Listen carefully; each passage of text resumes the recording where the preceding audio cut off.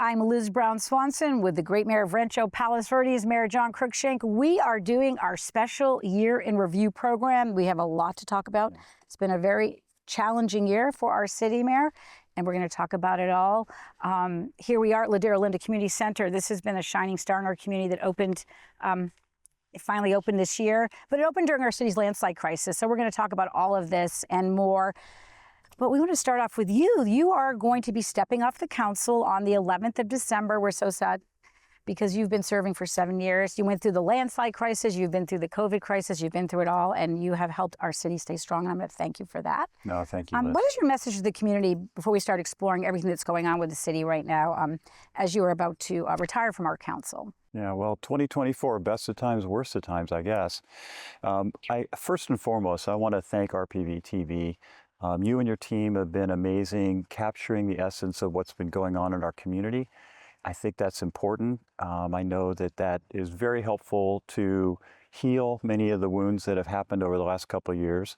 And it also keeps people informed. We have 42,000 amazing residents here in our city. It's been an honor to be serving on the Rancho Palos Verdes City Council and work with the city staff led by our terrific city manager, Ara Moranian, who was once our planning director and jumped right in a few years ago as our city manager. And I would honestly say that he's one of the best city managers that is in this country. I would agree. Yeah, right. And so he lets people be who they want to be as professionals. We have a small staff. We don't necessarily need a big staff. And so with that, he does a lot with very little but great people.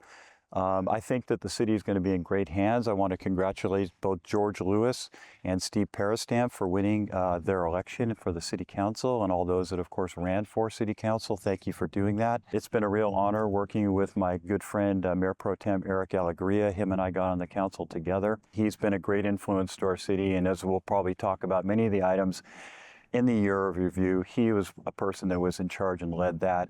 And of course, the 3 council members that are remaining, of course, are my friends Paul Seo, Dave Bradley, and Barbara Ferraro.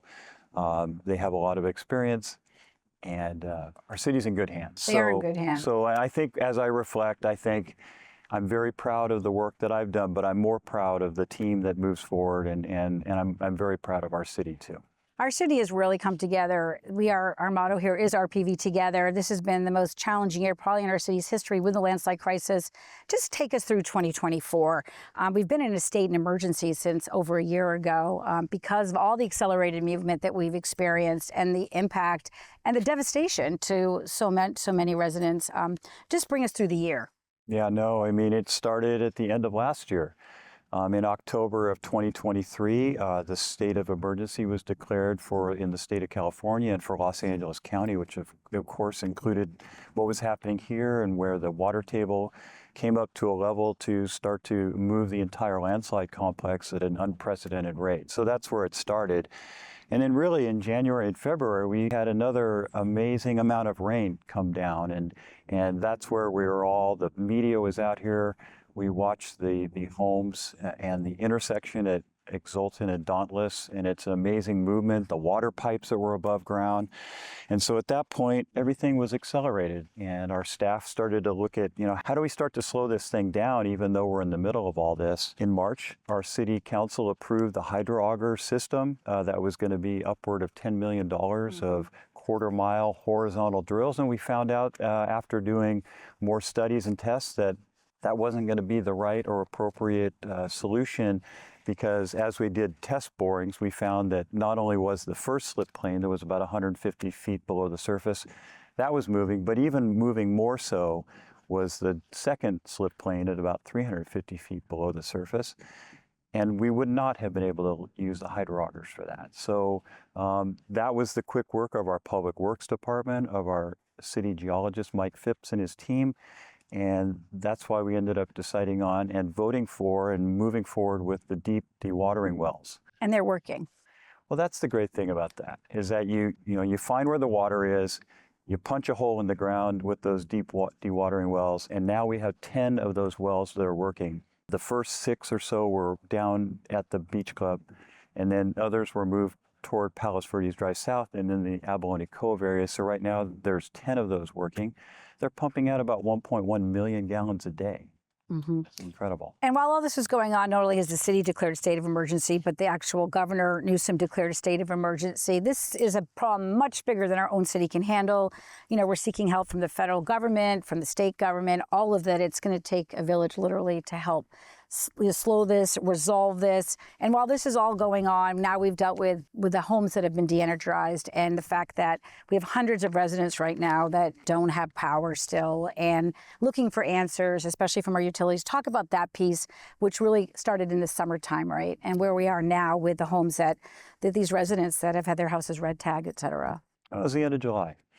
And it was right before a 3-day weekend, and we were notified by the gas company that they were shutting off gas to more than 200 homes. I think it was 250 homes in the area, mostly the Portuguese Bend community. And that was a shock to the system, right? And then immediately after that, we got word from Southern California Edison that they were shutting off power as well. I believe their concerns are legitimate. Of course, fire safety is something that we've had to deal with in our city for as long as we've been around. And the amount of movement was unprecedented, where you had a 5 foot per year in a more isolated center of the landslide area per year. We were looking at the entire landslide complex, about a mile wide, 680 acres, moving about 50 feet or so per year. And so it was unprecedented.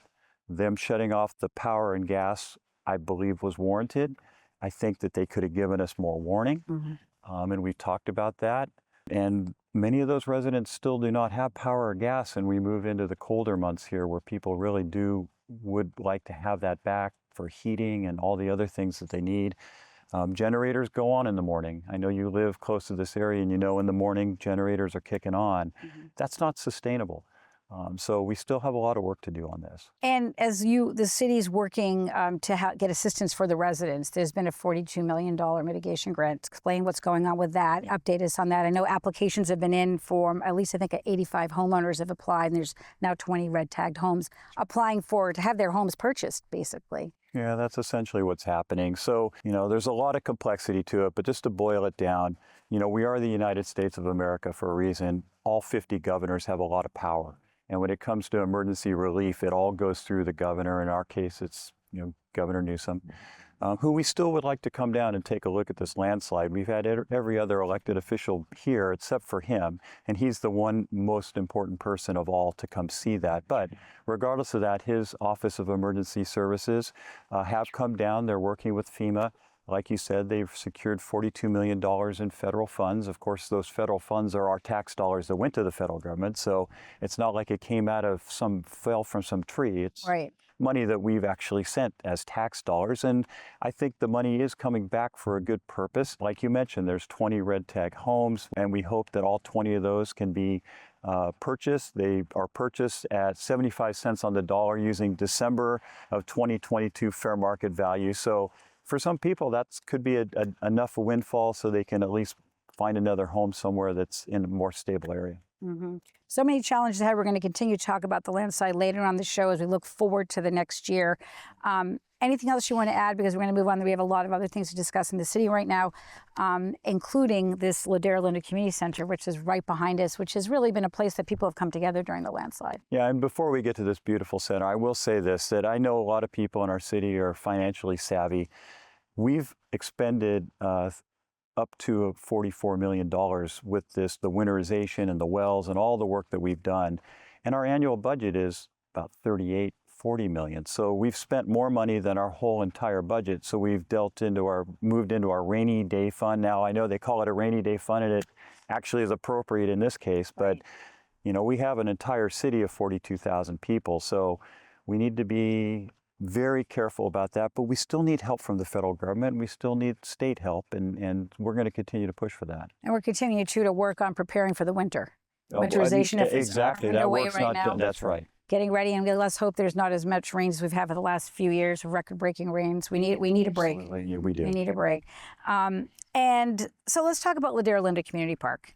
Here we are. This was something that the community had worked on for years, and you were mayor and did the ribbon cutting back in February was the grand opening. It was a big deal. It's a big deal. I mean, so first of all, the southern part of Rancho Palos Verdes never had a community center like this. And as I was on the city council and we went through all of those meetings with the community and the HOAs that are in and around this area, we heard all their concerns, but I think for me, at the end of the day, it really was about the residents of Rancho Palos Verdes. And I think that, going back to the discussion about the landslide and now, this being a community center, and I know we're going to talk a little bit more in detail about some of the things that have happened over the last few months with the community, but, that's what a community center is all about, is for people to have, dance classes or art classes, or I actually was down attending the Los Serenos group. They do their trail hiking with the kids from the sixth to 8th grade or so. They bring them down here in buses, and they take them up on the trails up here, but they start them down here at the community center, and they have this whole discovery room, and they're able to show all the different types of fossils and animals that are up in the hills. And an amazing group of people that train our young people about the history of this area. And so it's an amazing place. Well, with a breathtaking view, it is a place that it's so important to come up here and just take a pause. I mean, this is incredibly what our community needs right now. It feels very zen, and it's, just to come together. And we've had multiple, town hall meetings now for the landslide. The community is coming up here for Mend the Bend, which has been very healing to bring residents together impacted by the landslide, have been able to come here and break bread together. So it's really been a place that we're assisting residents. People can come up and charge. So it's really turned out to be more than I think everybody expected it to be. I think so. I mean, we've had very important meetings down there, the community meetings that we had. There's been some bugs, and we're working those out. But honestly, it's a beautiful center, and I hear nothing but happiness and praise for this. And like you said, I mean, it's a place where people can walk their dog and walk the track and just enjoy being out here. And, as the clouds are starting to clear from our daily morning fog that we get, you'll start to see Catalina, and it's an amazing place. I'm going to be spending some time here. I just live right around the corner as well. It's amazing. And I think on cue, the dog is walking by, so that worked. Well, that kind of prompted me, actually. There you go. So, the Ladera Linda landslide, all of these things have been really big in the forefront of residents' minds, discussing all through the last year. But there's another really big topic that we've been looking into, and that is the master planning for a new civic center. Very important. It's a big public works project on the horizon, never mind how it can be financed at the moment. But what is the status of that planning process? Well, I think what adds to the interest of that is, it's federally owned property. So it's not like the city could just make decisions and move forward. And so even though because of the landslide, and the Civic Center Advisory Committee has kind of been put a little bit on hiatus in regards to their work, and they understand that, and they actually requested they do that. But I think what's important is that we've had to submit a new plan to FEMA, which is the Federal Emergency Management Agency, the one we were just talking about, right, in regards to the $42 million for the landslide. And they want to actually make sure in the next 4 years that we're using a portion of that property for true emergency operations. And so we are asked the Civic Center Advisory Committee to figure out how to make sure that happens and have a plan over the next 6 months. People that have been to our Civic Center know that there's many different things out there. There's a helipod out there where the helicopters that are used for firefighting in this area and Catalina Island, they can pick up water very quickly now and go fight fires. I know that we've talked to both our Los Angeles County Sheriff and Fire Department about using the property. An emergency operations center, where does the staff come to, and where do we stage so that we make sure that we can get emergency operations going. So a good portion of that land will be used for that, and we've asked our Civic Center Advisory Committee to figure that out, and they will. That's a large piece of property with so much potential. And of course, if we could get hold of the Coast Guard property with the historical value of that and having the lighthouse, I know that's still being actively pursued. Well, and that's the thing. I mean, there's so much of our history ties back to the federal government and the military. We have the Battery Barns, which is actually a concrete reinforced bunker that's just to the west of the City Hall. That would be neat to use that for something.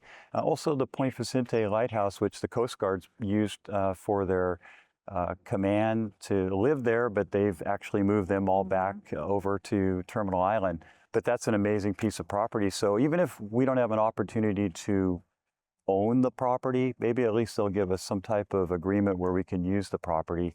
And I know that our next city council is going to be looking at that. Well, we already have the historic lens from the lighthouse over our Point Vicente Interpretive Center on display, so it shows how we do collaborate well with the Coast Guard. So keep us posted, and that will be really big on the agenda for the next council. We talked a little bit earlier about the financing, with everything going on with the landslide and the huge expense.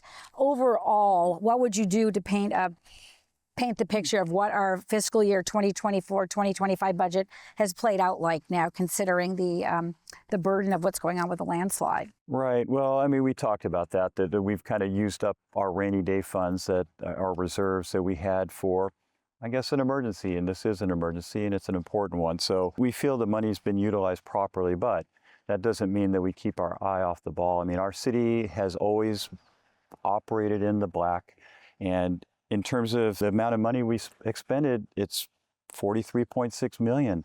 And of that, our budget's $32 million. As for the 2024-25 budgets. Additional funding for the emergency response, some of it came from our reserves of $5 million, and also 6.4 of that's from our general fund excess reserves. Right. So once again, we've been operating in the black so that we could have monies to do something like this, and now we've needed to use it. So this is why it's important to operate the way we do. Well, I know your council and every council before for years is always saying how we've always been very fiscally strong and mindful, and had a hefty reserve for moments like this. Also talk about staffing right now in our city, because we know how hard our staff has been working, considering all the challenges that we're facing. And so, we're mighty considering the size of our staff at City Hall right now. Well, we are. I mean, you look at the number of people per residence, and I think we only have 100 or so full-time staff, and we have 42,000 residents. So that's a nice, very low number. But it's the quality of the people. The people that run our departments, they hire consultants and contractors that are good at what they do as well, and they only hire them when they need to utilize their services. Of course, some are always, like the sheriff department. Some are specialty contractors. The work that we're doing in the landslide, of course, we've had to use a lot more of them over the last couple of years. But once we get this thing under control, they'll be back down. So, I think that was 13 full-time staff that was unfilled. They filled a few of them, but there's still more to go. And I think there's probably a nice list that Aura would like to see hired over the next few months. And our city, who doesn't want to work in Rancho, Palos, Verdes, no matter what's going on? I mean, this doesn't get any more beautiful than this. No, this is the best place to live. Although it's a little challenging to get here. Yeah. So we encourage people to live somewhat close. But we can still call it paradise despite we do. Despite all that's happening. We're going to move on and talk more about public safety. Obviously, the number one goal of the City Council is public safety. And especially now with wildfire prevention, we're talking about that so much more because our city is in a high fire hazard severity zone. A big deal that's taken place is we now have wildfire detection cameras here in our nature preserve and all over to protect us from fire. You held a press conference to help educate the community about this year. So why don't you expand on that so residents understand about resources being deployed right now to help protect us in the event of a wildfire? Well, right, and so the system is called Pano AI, and we were fortunate enough to receive some funding from our state legislator, Al Marisucci. He's an assembly member. And all four of the Palos Verdes Peninsula cities are participating in it. As you mentioned, there are several cameras. I believe there's 4. One is going to be finally operational at the end of January of next year, but the other 3 have been operational. One at City Hall, as you mentioned, where we had the press conference. And I think this is an opportunity where if someone's home starts to catch fire and they're not home and their neighbors don't see it, it actually starts to detect the smoke and it sees which direction that smoke's going. Like if it's just someone out there cooking bratwursts and having a barbecue, that smoke's going to go down, and the AI will go ahead and decide that's not a real fire. But if it sees the fire, the smoke starts to get bigger and bigger, and it starts to translate that into a fire, it notifies our fire department immediately so they can send resources out to fight that fire. I know it's worked. I mean, it has notified. Absolutely, it's worked. In fact, we've picked up fires that have started in Torrance and have notified them. So it's a great system. It's something that can be around searching 360 degrees in the entire peninsula 24/7. Knock on wood. But my 7 years on City Council, we haven't actually had any type of real fires. I mean, small ones, spot fires here and there. But our fire department, our emergency preparedness, and our city staff have done a great job of keeping people informed of fire safety. And our residents have done a great job of making sure that their brush clearance is done and that they're vigilant about that. So. Right, I got to give a shout out to staff because they are so proactive in the education piece to remind residents of what they need to do to harden their homes. Also, just in terms of public safety, and we always say this: if you see something, say something. That works. The city council, your council, has put much more resources into automatic license plate reader cameras, helping residents pick up cameras and matching grants. Do you want to speak to that? Because I know every quarter we get reports from the Sheriff's Department about what's happening with resources and where we are with crime stats. We're considering we're doing pretty. We're still one of the safest cities in the state. Well, we are. I mean, we have to give a little credit to the fact that it's hard to get here. And there's really only one road that goes around our entire city, and that entire road actually has license plate readers that if there's a match with a car or vehicle that is on the sheriff's want list or that notifies them immediately and where they are, and they're able to pick those individuals up very quickly. And many cities all throughout LA County have emulated that program because it is very successful. You know, our sheriff's department, it's obviously we love our sheriffs, but it's a very big expense. It's a $8+ million a year, and it continues to grow. Now, if they ever need to deploy their full resources, we have the entire resources to come out and thank goodness that hasn't had to come to play. We've had a few protests that have occurred down the COVID time period where we had a lot of those resources, but for the most part, there's not necessarily a lot of sheriffs out. So they need resources like the license plate readers. Also, our city is standing up a community public safety group that'll help with more of the minor infractions or to be notifying people of what's going on to take a little pressure off our sheriff. Excellent. You mentioned about there's only one road really around the city to get in and out, and I do want to reference the Palos Verdes Drive South for the minute too, because that's one of the roads you're to access, and it's constantly under repair because of the landslide. The state of that road right now is it's being maintained at this point. Everyone's concerned like we're ever going to lose that road. Look, I mean, that road has an average daily traffic of 15,000 cars and vehicles. Right now, it's a little bumpier than normal, so we've actually banned the larger trucks and all two-wheel vehicles like bikes and motorcycles. Yes. We hope that that gets lifted as the landslide continues to be abated and slow down, because obviously we don't want to preclude motorcycles and bikes from using that road, but that road also has two major sewer trunk lines, which serves all the way up to Palos Verdes Estates. And if you were to close that road, you're basically condemning thousands and thousands of homes. So that road cannot be closed. Obviously, the landslide abatement is mostly for the residents for their safety, but it's also for that road and the utilities. And since we've now gone back to talking about the landslide and the road situation there, because we're sitting here at beautiful Ladera Linda we have Forestall trails, we have the preserve around us. Regarding the trail closures, we're doing all we can as a city to fill in fissures. It's all about safety. Any thoughts you want to share with the community right now about the fact that majority of our trails are closed? I think that our city is well known for the fact that we have 1,500 acres of open space. And in that open space, there are these trails and nature preserves, and there's a lot of native plants and animals that are in those areas. And I'm pretty sure the plants and animals could probably fend for themselves, but like you mentioned, because of the landslide movement, we have fissures that are 5-10 feet wide that go 20-30 feet deep. They're huge safety concerns, and so we've had to close roughly 10 miles of trails in and around the Del Cerro area up above the landslide, and that's another thing. We want to get those as open as quickly as possible, but what's probably interesting is the trails you remembered 2 years ago are probably not going to be the trails you're going to see in the future. I know I got the opportunity to go up during some of the dewinterization efforts where they're working on the trails and all of that, and it was incredible to see and witness what the landslide's impact has been. But right here, for example, at Ladera Linda, there's beautiful walking paths. There's lots of ways to get out and enjoy the nature in our city as we work towards navigating all of this. Now we're going to navigate our city's housing element, which all your years on the council, this is a big deal. The city finally had a state-approved housing element, which is required by the state, which has to deal with affordable housing and housing in our city. Why don't you explain what you were able to accomplish as a council this year regarding getting that approved and where we're at with it. We were working on the city's 2021 to 2029, it's an 8-year cycle, the housing element for that. Here we are in 2024, and we finally got an approved housing element. Our city has been, we started out the last cycle, I think it was 80-something low income, moderate income units that we were required. I think we only accomplished about half that during that time, and some of that were ADUs, but so then those numbers carried over. And after all of these years of having consultants working on the housing element plan and our planning commission looking at rezoning, we finally were able to get an approved housing element this year. I think the big question still is you have 647 or 49 units that we're required to build. Mm-hmm. Where are those going to go?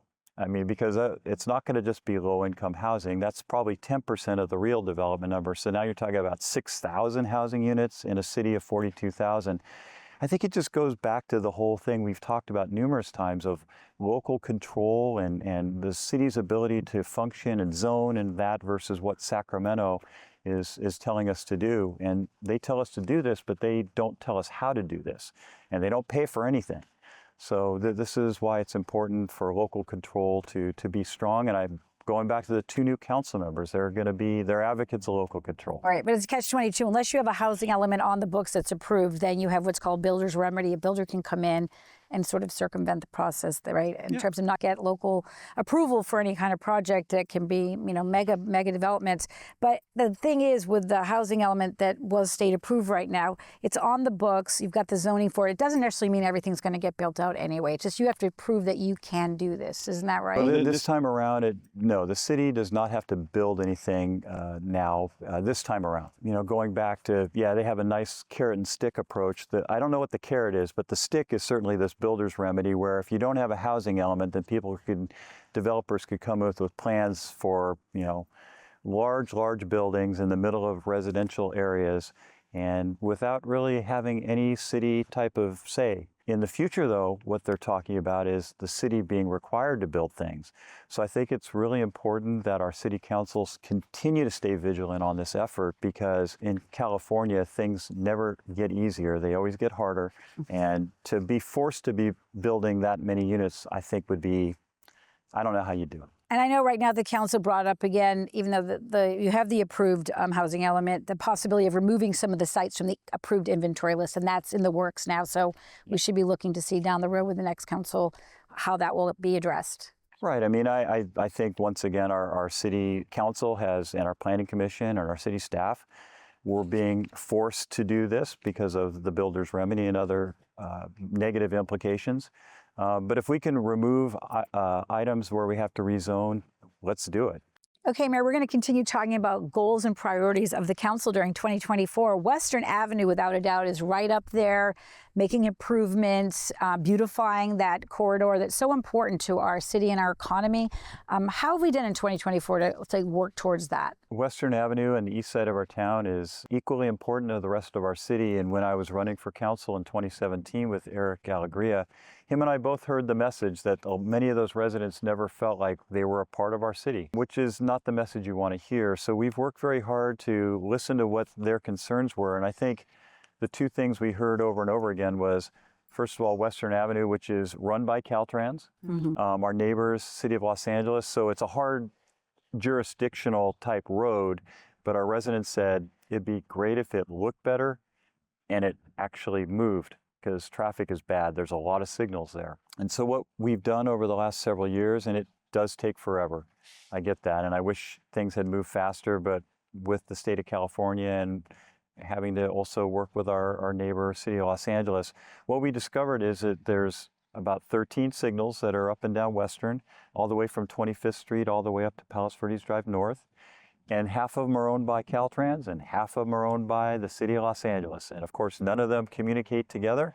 So that means we all get to start and stop at each one of these signals. So what we're working on is a plan to basically have Caltrans be in charge of that and be able to synchronize all of those signals. And I believe at one of the more recent council meetings, you mentioned that you've seen improvement of at least a minute or two to get from one end of the other and within our city. And so improvements are taking place for traffic flow. Right. Now they've already started working on doing a little bit of that synchronization so that you're not starting and stopping at every light. And so that's shown some improvement, but there's a lot more improvement to go.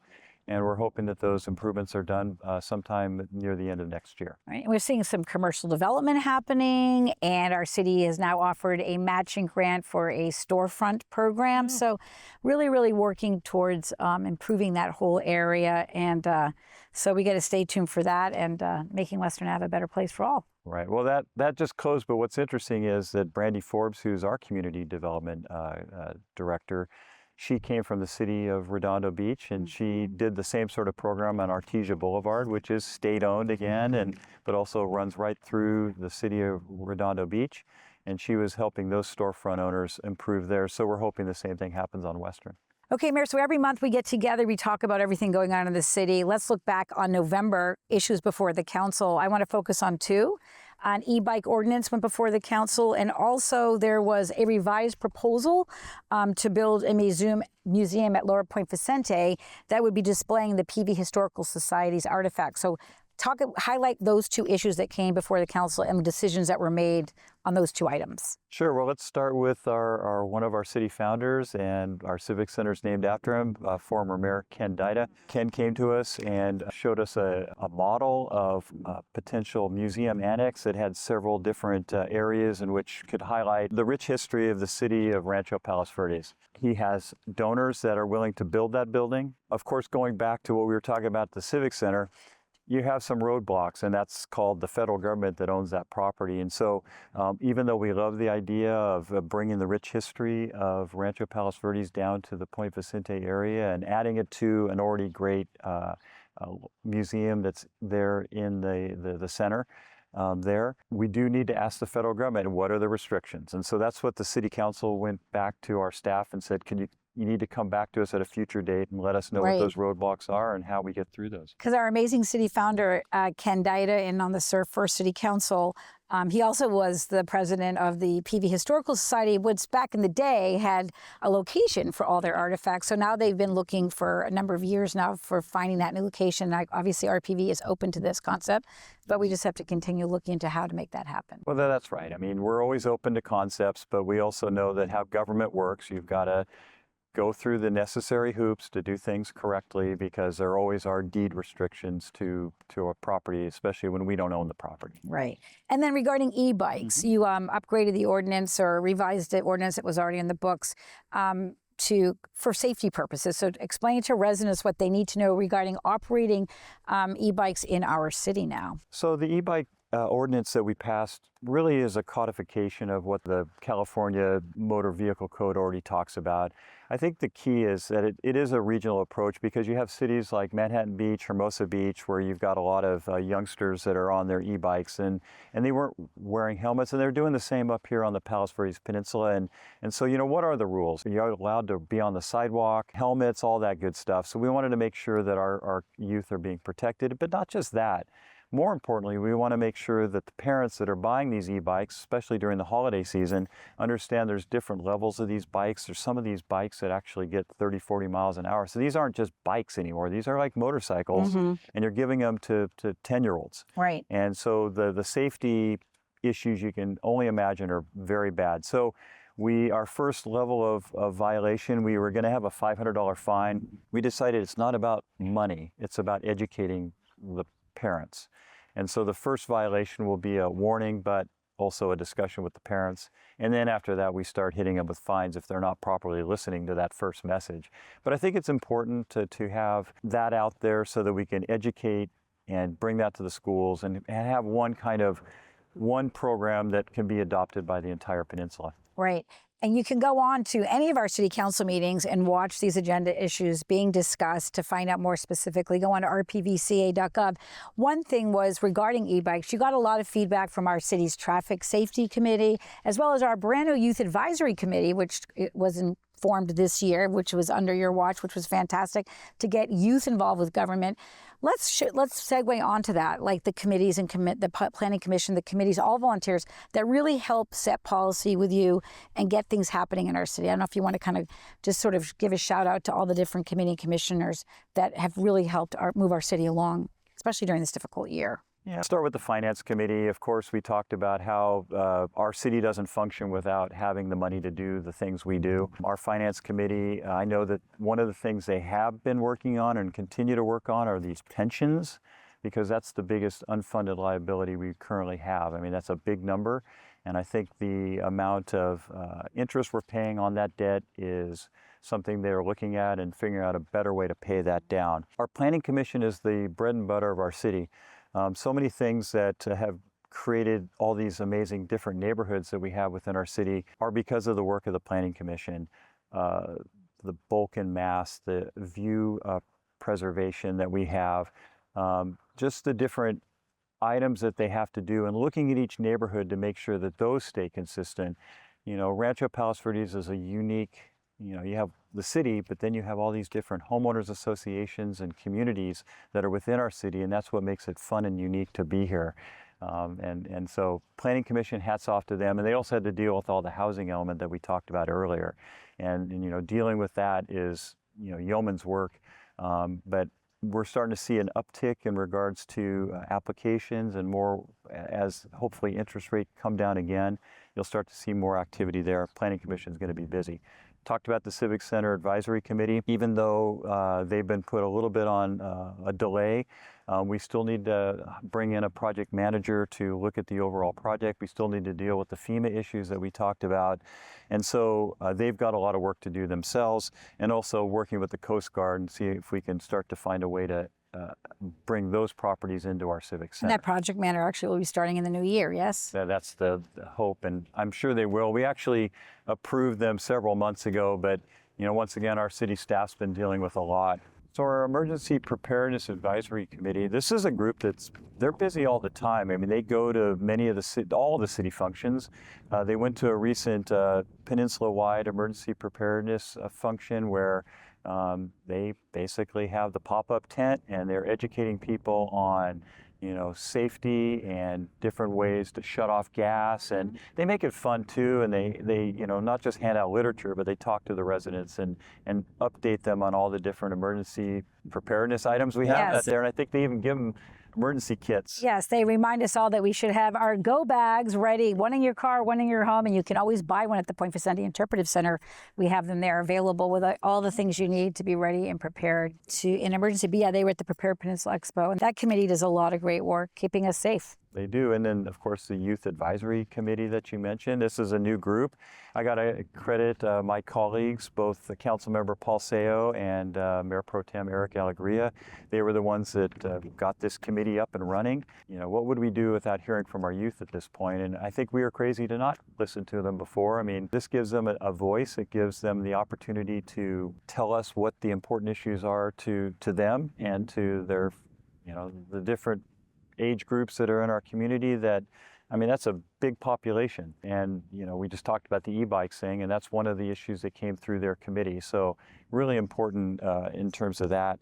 I think we hit them all. No, we missed one. Traffic Safety. Traffic Safety Committee. I knew that we missed one. And this is one that has so many projects. They have to now work on how to prioritize those projects. So I know they created a subcommittee to do the prioritization. Nobody wants to put in new traffic signals in our city. We want to keep traffic flowing, and they do need to prioritize those projects. I know they do a great job of when they get some type of suggestion or complaint, they'll go out and talk to the residents. They'll go observe what's happening. And then as warranted, they'll bring in a traffic consultant and a traffic engineer to solve those problems. Right. I know a lot of focus has been on the switchbacks, right, coming down PV Drive East, and they've been focused on that. And, now we have a light installed since you've been on the council at PV Drive East and PV Drive South, all those steps that we've been taking to help traffic flow and all really about safety. And one more, and if I missed it, I know you would really be unhappy. IMAC. Your husband was on the IMAC for many years, and I think we recently just gave him a city Yes, tile. thank you for recognizing. Thanking him. Don is great. Him and the whole team at the Infrastructure Management Advisory Committee, they have important work too, and they've done so much for the landslide and understanding the project for the landslide and how the hydrographer is going to work and assessing those, and then also looking at all the capital improvement projects throughout the city every year and prioritizing that. And because our amount of money is not unlimited, and of course they have to prioritize that so that we spend the money in the projects that need to be worked on at the top of that list. So they do a great job of that as well. All of our committees and our planning commission make our city go. And for you, every mayor meets monthly with the chairs and the leaders from these committees and commission, the planning commission, whether you met at Trump National, over at Terranea, to really get the pulse of what they're dealing with and what they're doing. And it's just an incredible networking that you do. Everyone's volunteering their time too on behalf of our city. And it's been run so well considering. We're going to start wrapping it up. It's been an amazing year, and 7 years to go down memory lane with you. We would need to have spent all week here at Ladera Linda, but I would be okay with staying here for the week. Nice place to stay. It's so beautiful. But just, for you, anything, so we started the show. You've been with our city through the toughest of the times, Mara, through the COVID crisis. In fact, we were this first city in the South Bay while you were mayor. I have to say this, to go hybrid with our meetings. I mean, that is just unbelievable. You wanted to stay connected to the residents as everybody was, staying at home. You have made that happen.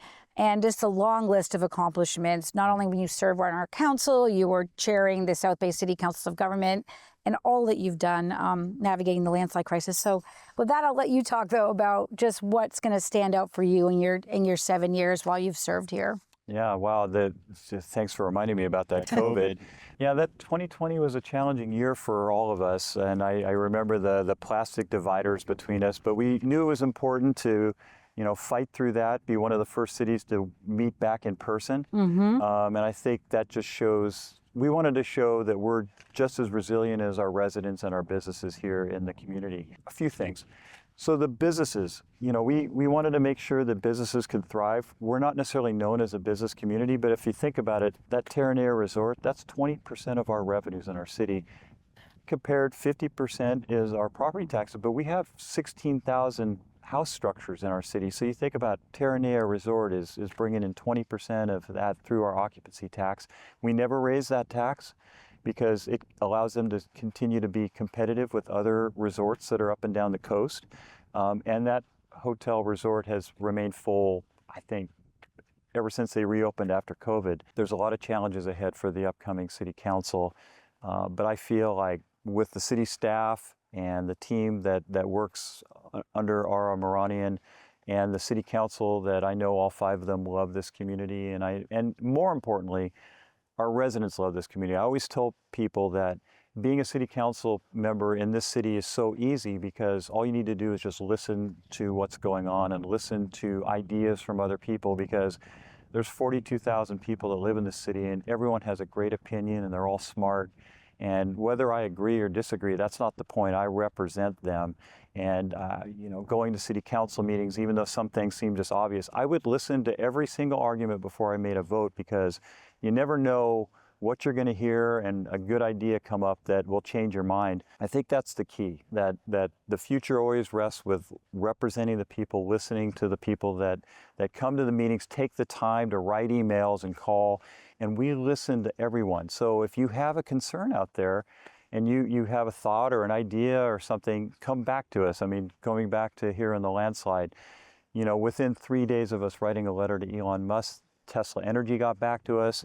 We met with them within a week. We have a number of our residents that are off grid right now. So there's ideas there. The amount of water we're pulling out of the landslide area, 1 million gallons a day. It's going right to the ocean. I know that we're going to figure out a way to harness that water and get it to our golf courses and that. So there's a lot of big problems to solve, and it's just been an honor for me to be a part of the city team and this paradise that we call Rancho Palos Verdes. Are you optimistic about that we're going to resolve this landslide crisis? Oh, 100%. I think that, I tell people we're never going to stop the landslide, That's not going to happen. It's an ancient landslide that's been around for forever. And it started in 1956. The people that live within the landslide complex all learned to live in that situation, but the situation 2-3 years ago is a much different situation than it's been. Mm-hmm. It's still moving 25 times or so faster than it was just 2 years ago. So we're not out of the woods by any stretch of the imagination. We still need federal help. We still need federal dollars, but I know we're going to solve the problem. And more importantly, I know our residents are resilient, and I know that they're going to help us get through it more than anyone. And we use that motto, RPVtv together. We're RPV together. Oh, I like And RPVtv together with that as well. New logo. And so we've really witnessed that, you know, whether it's the Mend the Bend, where we have, you know, nonprofits and organizations coming together just to be there to help one another and listen. And we're, you know, looking forward to the new year. I'm wondering, are you going to volunteer on another committee or commission? Are you really, are you going to take a pause? Well, I mean, I haven't volunteered for anything yet. I am a part of a few business organizations and taxpayer associations. You know, that's one of my passions, is making sure that government is efficient and that, you know, we right-size government. I think in Rancho Palos Verdes we've done that. I'm going to take a little bit of time. Of course, I did run for supervisor. I was unsuccessful, but I learned a lot. Mm-hmm. Sometimes losing by a big margin really opens your eyes to what you can and can't do, or what you should do. But I think for anyone that thinks about being a part of public service or just participating as a volunteer, it's the most fulfilling thing in the world. And I recommend it to everyone and anyone that wants to do that. And I know our city is great because they always find a place for people that have a passion to do something. And so I'm excited for the city. You know, not being a part of the city council will give me a new perspective again to kind of see again what it's like to not have to be making these decisions all the time. I mean, 2024, did you know you were going to have, you know, you were being interviewed by media all around the world. You were standing in front of the Wayfarers Chapel when they were announcing that it was going to need to be shut down and dismantled. And, you know, the list goes on of where you've been dealing with this landslide and helping get the information out to the world's all concerned and watching right now. So I can't thank you enough as a resident and being able to be part of that. And I know we want to end, though, on a very sweet note. One thing the mayor's been known for in his tenure is pie eating contests. And so maybe you'll come back to the 4th of July and still enter the pie eating contest, because he would win this every year except for this year. I lost this year. I got cocky. I gave away my secrets to Dave. And, you know, Dave's a good listener. And he did beat me fair and square. Look, so I'm already recruiting the 2 new guys to be part of the pie eating contest. Mm-hmm. I really think that George and Steve would be great competitors in that. They'll probably lose the first few times, but I think it's important that they get into that fray. You know, if they need a 4th person just to pace them, like a, you know, pace car or something like that, I can get in there. But hey, there's nothing like eating a couple thousand calories within 3 seconds. That's the best. You managed to get to all of our city celebrations, whether it was the pie eating whale of a day and the city, we celebrated our 50th while you were mayor, 50th anniversary, Socorro City, the list goes on. You've done so much while you were on board here, and we're going to wrap it up. And so anything last minute you want to share for our year in review show here, 2024? No, gosh, I mean, it's interesting. Happy New Year. No, Happy New Year to everyone. I mean, you just list Socorro City, and I think there's probably 50 other things we could probably talk about. But I think for everyone, just have Merry Christmas, Happy Holidays, Happy New Year. I'm not going anywhere. I mean, if anyone ever wants to talk about anything, I'm around, although I think they shut my city council email off pretty quickly. So you'll have to find other ways. Maybe I'll be out here at Ladera. All right. Well, Mayor Cruikshank, thanks again for all you're doing, your service, and you will be missed. Thank you. And thank you for all your hard work. And that's going to do it for our Year in Review show. I'm Liz Brown Swanson with Mayor John Cruikshank. Thanks for tuning in. Happy New Year, everybody.